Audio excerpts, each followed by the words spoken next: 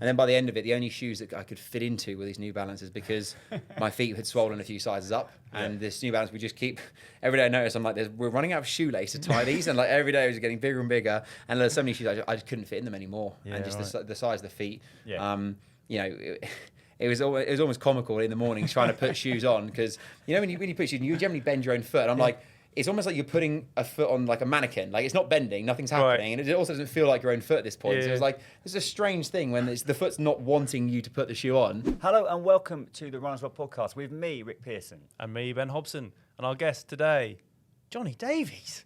Welcome to the podcast, Jonny. Thank you very much for having me on. Let's start at the beginning then. How did you actually first get into running? Pre-lockdown, I was actually out with work in Canada and very hungover, very jet lagged. I was in a bit of a crossroads of life. And, as any people do at the crossroads of life, not sure what to do, I went for a run. Okay. Didn't know what I was doing. I was wearing gym shoes for a run. Right. Very inappropriate clothing for Canadian weather. And as horrible as it was, afterwards, I found it to be somewhat enjoyable. There's a reflective state I was in. Yeah. I actually really enjoyed it. And I went out the next day and I just started getting in the habit of going out for runs.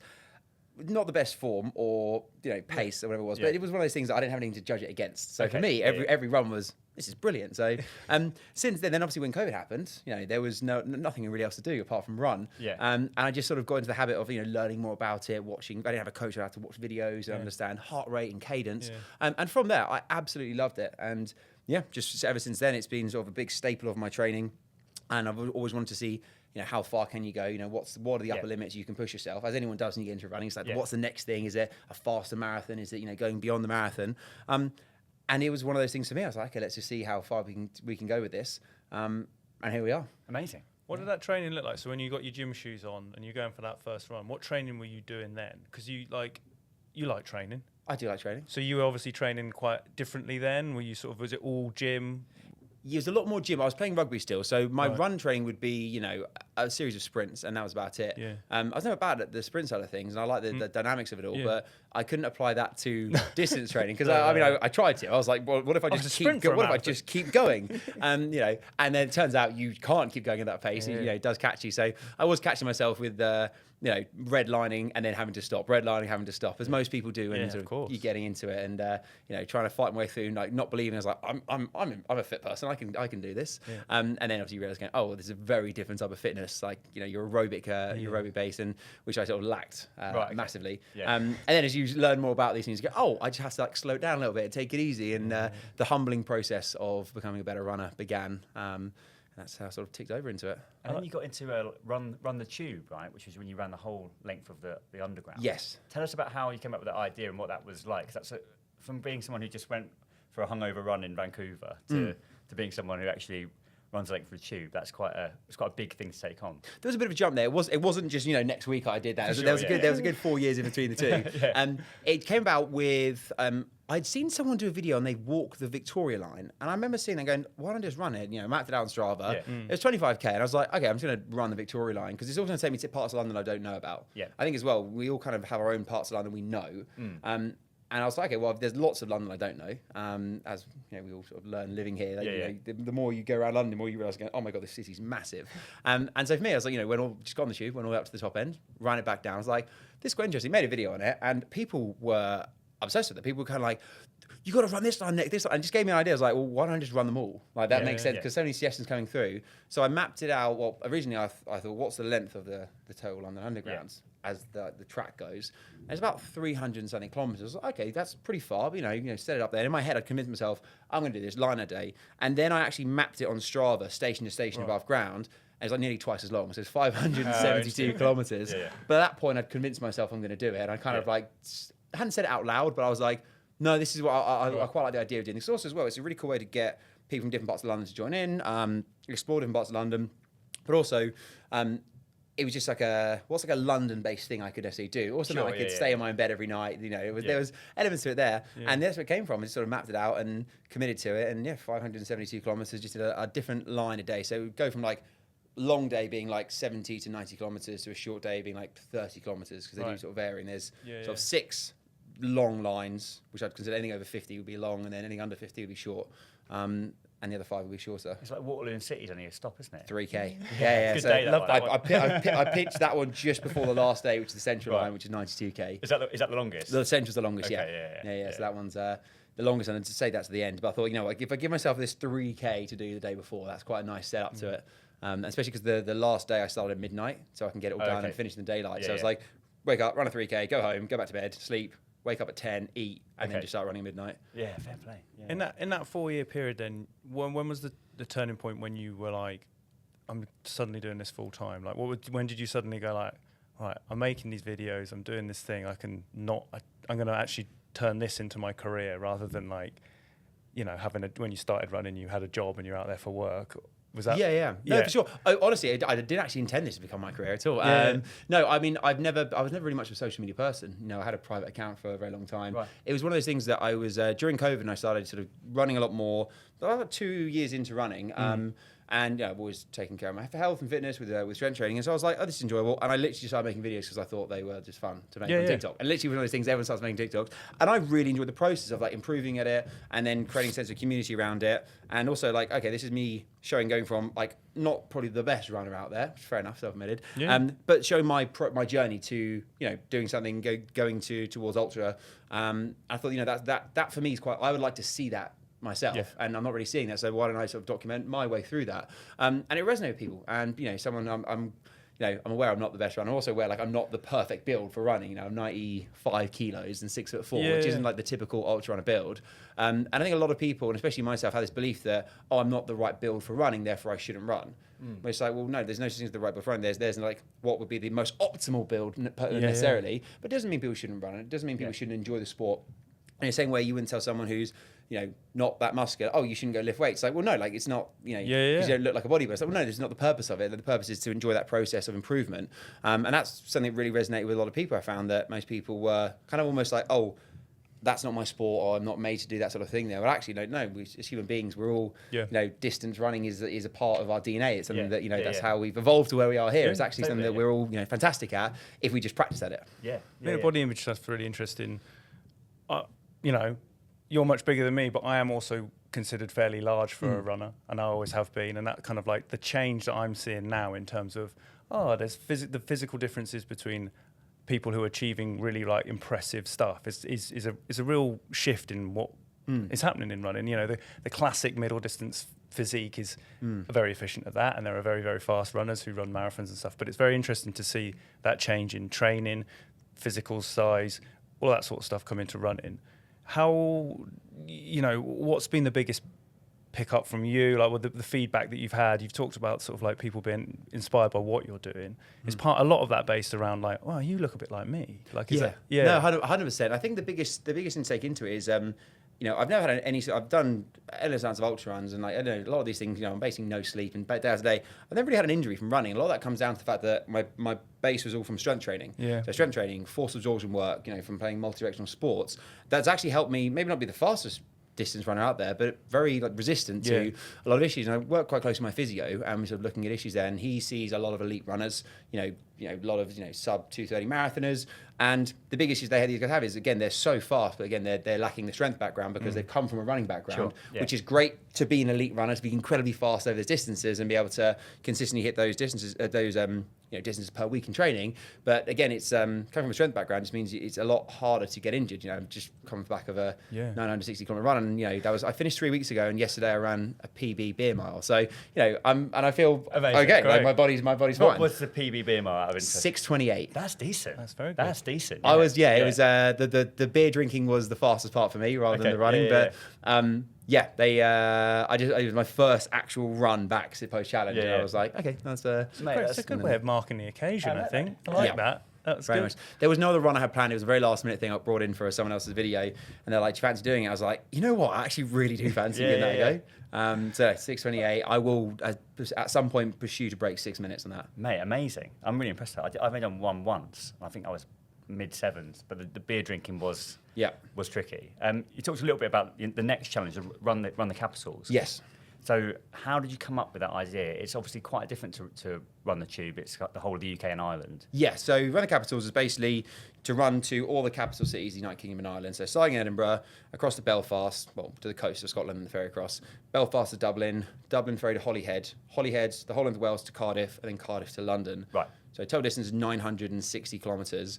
I wanted to do it over 11 days, and I'm doing 11 and a half. Yeah. So an extra 12 hours on there. Still a decent bit of running. Still a decent bit of running. Yeah, still average over 2 marathons. You a sounded day. disappointed, and it was Yeah, like, I was like, oh, damn. no. Yeah. So no, that was just one of the days. There was we had to have a quick check on a few like potential serious things on day 3. Yeah. And turns out, even though my ankles were very inflamed, there was actually nothing that wrong with them. Yeah. So it's very much a case of like, right, back out you go.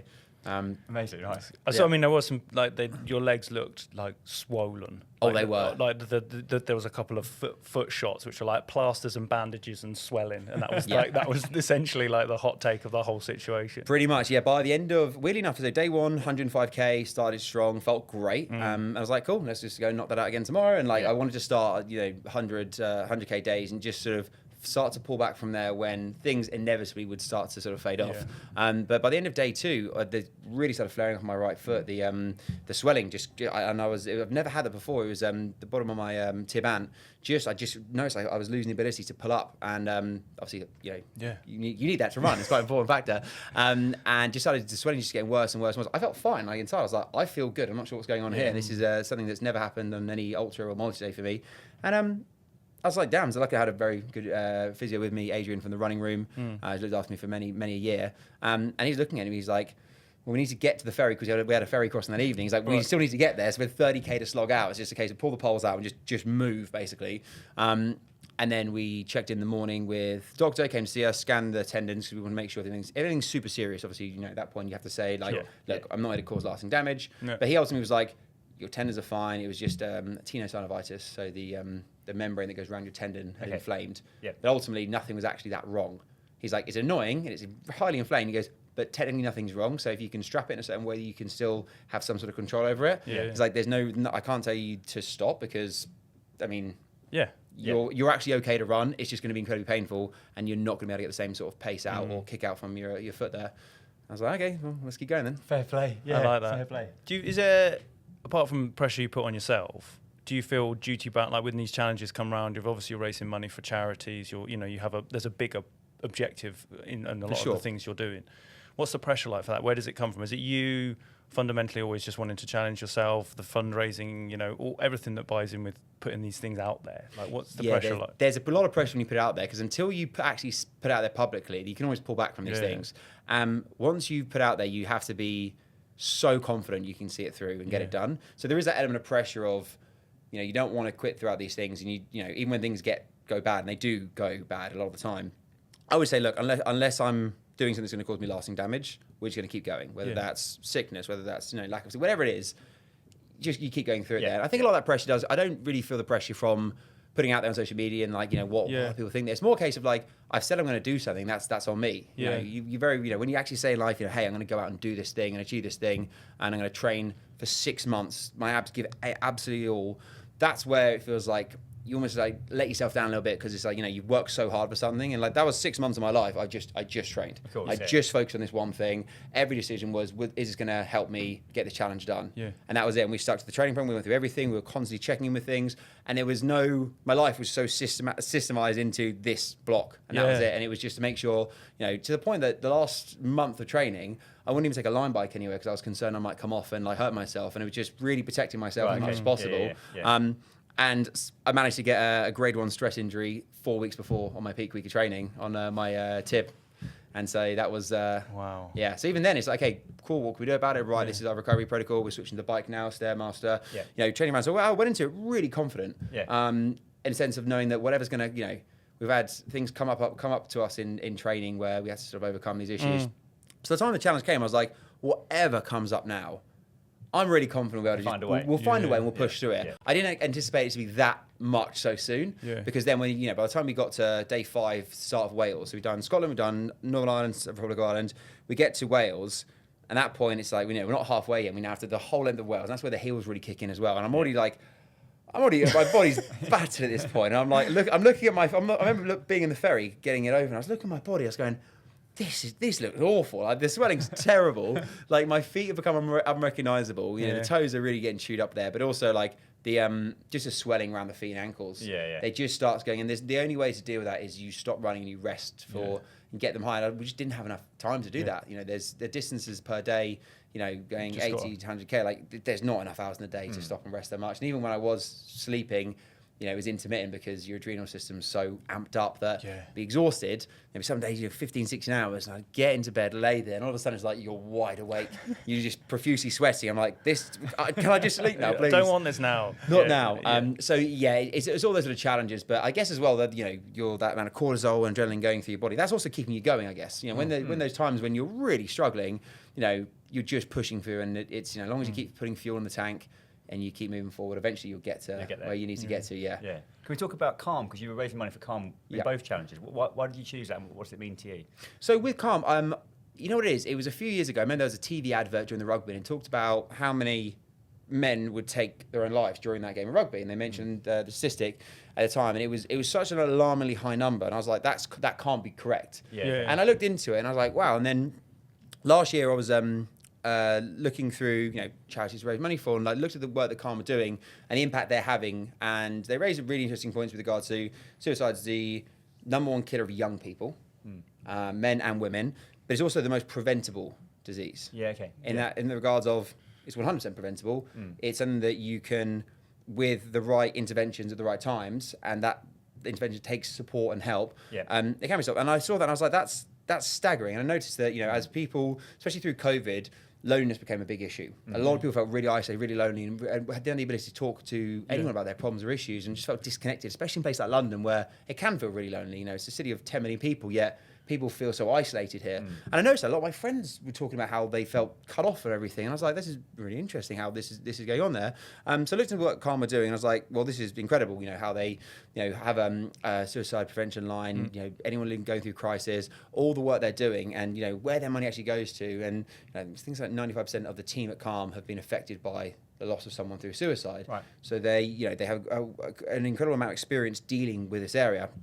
So I thought, okay, this sounds great. And then obviously raising money for them last year for the London Underground run, I got to then become an ambassador of the charity, learn more about them, spend more time with them, get involved in all the campaigns. And, you know, by that point I was like, okay, that was the real driver for doing the capsules. It was a case of, you know, I wanted something that's going to push me physically and, you know, force me to, you know, go through a process of doing something that was so far out of my comfort zone and so far out of my sort of wheelhouse of training that I knew it was going to be hard for me to do. But also a case of something that, you know, I could do as a way of raising money for them, and also a way of connecting people from other parts of the country as well. I think with the tube run, we had so many people come through to help and support me during the challenge. But that's very London based. I think a lot of parts of the country do get forgotten when it comes to London.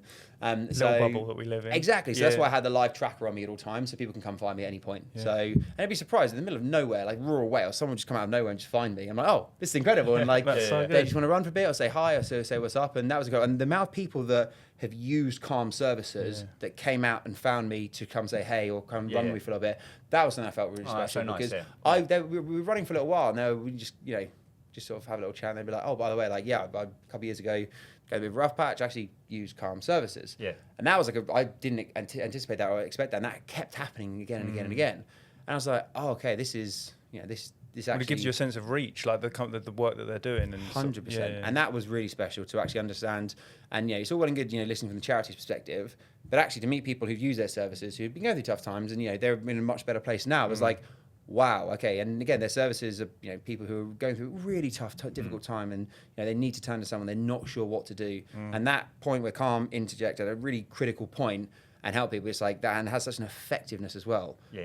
I found was incredible. So that really helped, because it always came at a point where I was feeling a bit sorry for myself, or a bit banged up. I was a bit like, well, you know, you know, the negative thoughts were in the head, like, what are you doing here? You know, I'd be like 50k for the day, and I'm banged up, and I'm like, I'm gonna have to go into the night at this rate. Like, this is tough here. And then out of the, you know, next junction, there's someone there in their running gear, like looking at their phone, looking at the tracking device, thinking we're coming on there. Just like chatting to them, and it's one of those things that you know, those little lifts come from the times you least expect it. And that was really special to meet so many awesome people who'd done that. Yeah. Sounds great. And then obviously arriving back in London, like being greeted by a crowd and like all that must feel. That was cool. That was good. There's a lot of my friends and people I knew who they went out to Windsor. So they ran the last 30k in with me. Oh, great. Okay. Which was really nice. And then we had like the set finish time, but we kind of couldn't overrun that because where they set the finish line up was like there was like a deadline on that. Right. So all of a sudden we're running in, and I'm like, the last day was like 65k. I was like, okay, as long as they're by 6, it's fine. And the legs were so sore this day. And like I remember the night before, the previous 2 days were both 90k days, and my legs were swollen and everything's hurting, and I was barely sleeping, and I was just really, really banged up. And I was like, it's also painful because you were almost at London, but the finish line I had set was central London. I couldn't be like, well, Heathrow, yeah, this is London. I had to no, I've set, central London as the finish point.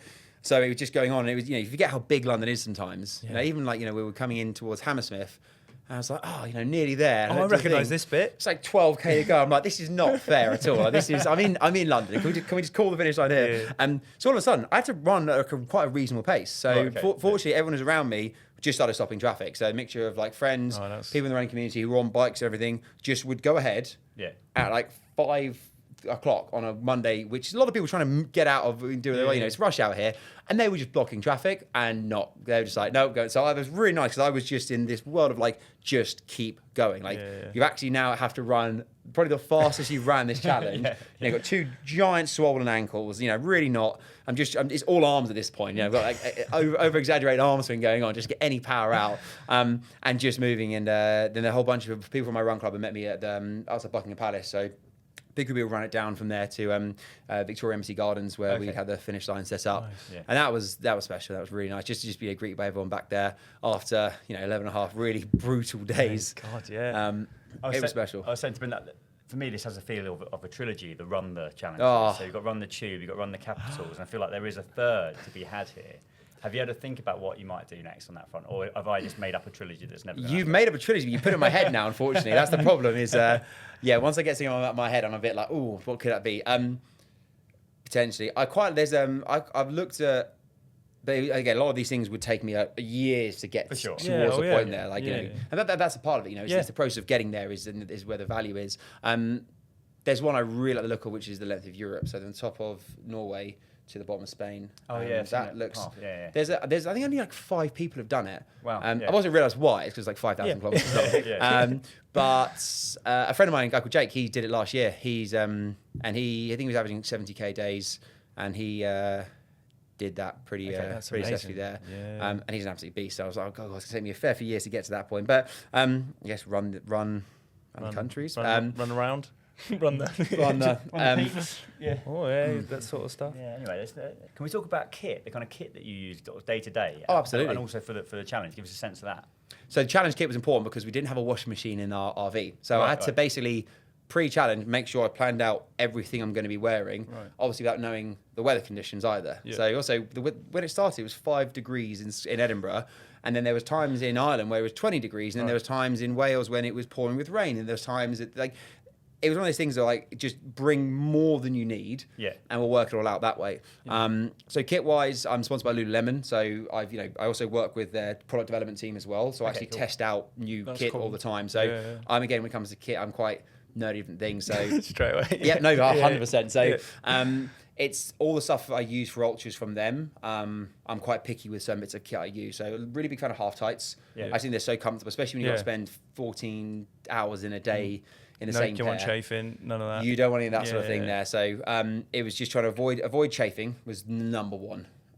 So that was really, really important, with that being whatever undershorts you're wearing or half tights. And that was just almost like having to make a seal around yourself to make sure that nothing's going to be, there's no skin on skin whatsoever. And then I always go for, generally go for t-shirts rather than actual running vests. I think with running vests, there's a still chance of getting some like underarm chafing. Because you were supported, were you wearing a pack quite a lot of the time? No, right? No, I'm not a fan of a running pack, because we had the RV and the lads there. They were always with a backpack and someone's on the bike near me to navigate where I'm going. So they've got bottles, they've got everything I need. Every 10 or so K, we check back in with the RV, and they then have another. Well, they would swap the bottles out. I would generally either stop to do if I needed a bit of treatment or something, or I'd walk for a few minutes to eat whatever I need to eat, and just keep going there. So rather than, so we didn't want to hold anything on me. So the only thing I'd have on me was my phone, headphones, sunglasses, and then poles if we were somewhere hilly. Okay, yeah. And that was it. Yeah, and so just at least... Yeah, you don't want to be burdened, right? Absolutely. I think with running vests, with a trail race jumper, you need to keep that sort of something there. But I often find as well, over time, you actually, that little bit of weight higher off from the body can, especially when your core's so tired, you just get that little side lean or whatever it is, it just knocks off there. So I thought, you know what, let's just keep it to a minimum. What about on your feet? What are you wearing? Mixture of shoes, actually. Okay. So the biggest thing for me was socks. So obviously blister prevention. Yeah. We always start each day with wrapping the toes to sort of prevent chafing, which is great. It worked in the middle 3, absolutely fine. Both big toenails have gone, and both small toenails have gone as well. Nice. But I anticipated that. It's going to happen, isn't it? It's fair. But hilly twin skin socks are sort of a bit of a go-to for me. Okay. So double layered socks to sort of avoid chafing and blistering. I got a little bit of blistering under the balls of my feet, but apart from that, blistering wasn't really a problem at all. Okay, great. So pop a little bit of like Vaseline or 8-hour cream on certain points we thought might get a bit hot. But apart from that, unless it was raining, I'd stay in the same socks each day. And if it was wet, we'd obviously take socks off, dry the feet, talcum powder up, new pair of socks on. So I think I went through about 30 pairs of socks for the whole thing, which was it's good. Not too bad. Then shoes wise, started off with, so I wear on the Cloud Hypers a lot. They're my sort of kind of go-to for road running, for easy miles. And then weirdly enough, when the ankle started to go, we needed something with a bit more of a kick in it. And I actually, just as a last minute thing, because I had a whole different pairs of Ultras. I brought 15 different pairs of shoes with me that I use my rotation for any scenario, what's going on here. I was like, just in case. And New Balance sent me a pair of their like newest like carbon shoes. And I wasn't even going to pack them. I was like, you know what, just in case of emergency, say we need to we've got 10 more K to go for the day and I'm completely gone and I might need a little something with a kick out of the carbon plate. And it turns out that's exactly what I needed. When the ankle started to go, we needed something with a bit more rigidity to the shoe. Because your foot wasn't functioning in the correct way, so you needed something to... Exactly. And so we had to really tighten up the cadence and really like give more of a forward lean going and just try and use my hamstrings to pull up a lot more. So we were constantly changing how we were running. And that was the only way I could find a rhythm when I was really suffering. And, it was incredible because there'd be times when the first 50K of the day would be just so arduous and tough. And then I put these on, and all of a sudden I could find a rhythm again. I'm going, you know what? And even if that rhythm was like 6:20 or 6:30 kilometer pace, at the time that was so fast to me because you're so blasted out, and you just you're in these little rhythms. And you think, you know what? And actually, it's such a big difference. I always try and start with a shoe that was as comfortable as possible, and then towards later in the day try and find something that can get us to the finish line. And then by the end of it, the only shoes that I could fit into were these New Balances because my feet had swollen a few sizes up, and this New Balance we just keep every day. I notice I'm like, we're running out of shoelace to tie these, and like every day it was getting bigger and bigger, and there's so many shoes I just couldn't fit in them anymore, and just the size of the feet. It was almost comical in the morning trying to put shoes on because when you put shoes, you generally bend your own foot, and I'm like. It's almost like you're putting a foot on like a mannequin. Like it's not bending, nothing's happening. And it also doesn't feel like your own foot at this point. So it's like, it's a strange thing when the foot's not wanting you to put the shoe on. But as soon as you go on there, once the feet were taped, like that rigidity of the carbon plate would help me even stand up. And it's that forward lean with a drop in the shoe, which just helped me sort of get set. Because if I was barefooted, I'd end up just falling backwards all the time. So the second shoes were off, I couldn't stand up anymore. That was it. So as soon as the carbon shoes are on, it's like I can move forward, but I can't really do anything else. And if I start going backwards, I'm just going to end up wobbling over. So that's it. Well, enforced brake. Yeah, exactly. Yeah. Other than trying to run the sub 6 beer mile, which would be good. Have you got what are other kind of short-term goals for this year have you got anything kind of in mind? Is there a marathon coming up or anything like that? Yeah, I've got New York City Marathon in a few weeks' time. Great. I agreed to this just before the challenge. An offer came through to go and do it. I was there. I've been there the last 2 years for the marathon, cheering friends on, supporting other people, and it's such a special marathon. Like New York and London, I think for me are the two most amazing marathons in the world. Just the atmosphere, how the city comes out for it. I think it's the best weekend of the year in London and in New York as well. So for me, it's also a tough course. Generally a bit warmer and it's quite hilly. So it's not one, The bridges are tricky. They look tricky. Tricky. And last year I was at the 24-mile marker, so I saw a lot of very tired runners. A lot of pain going in there. So it looks tough. And so for me, I'm going to go and just enjoy it. I've got a lot of friends running it. I'm just going to have a good time and make the most of it. And then Austin Marathon, I believe, in February is coming up. So that's when I'll go for I'll go into a program for that. Great. Nice. And then next year, no big self-supported or organised challenge. I'm just going to stick to normal races. So Marathon des Sables in April is on the list there. So great. So a few things in there that are just but also things that I don't have to plan and organise it. I can do the training. Whereas a challenge like this, sign up and go, great. I can just go, great, turn up this day, be ready to run. Yeah. Brilliant. Not, having to organise finding an RV that you can all live in sorting and the route and stuff. putting a team together. Like, there are elements to it, like, that's actually, if anything, that's a whole other complication that you have to then prepare for as well. So something where I don't have to do the organising behind it, I think will be fun. But also as well, when you do challenges, often you're the only one doing it, and it's actually, you don't get to share in the difficulty with other people. Whereas when you go to races, when you go to marathons, you're that nervous energy before a race when everyone's in that starting pen waiting to go. That's a special thing because you know how much it means to people who've been training for so long to get to that start point, and you can see how much it means. You see the emotion in people's faces to get there. Whereas when you do challenge on your own, it's just you and no one really knows what it's taken to get there. And you're a bit like, well, I'm here, I might as well just smile and have a good time. But it's hard. So no, I think that there's something special, and that's why I always think running is an ultimate team sport, because you see people come out for big events. Even when I did the challenge, when people came through, that means so much. I think with those big marathons, or any marathon, for example, or any race, people coming through to support one another, whether that's a fellow runner, whether that's people just coming down to cheer, it means so much. And I think that's one thing I'm definitely looking forward to with, go back to some relevance of normality when it comes to running and races there. Fair enough. Well deserved, I think. And thanks very much for coming on the podcast and telling us about your running journey and some of the stuff coming up. So thank you for your time. Thank you very much for having me on. Brilliant. Cheers. So that brings us to the end of this week's Runners World podcast. A huge thanks to you for tuning in, and we hope to see you again next week.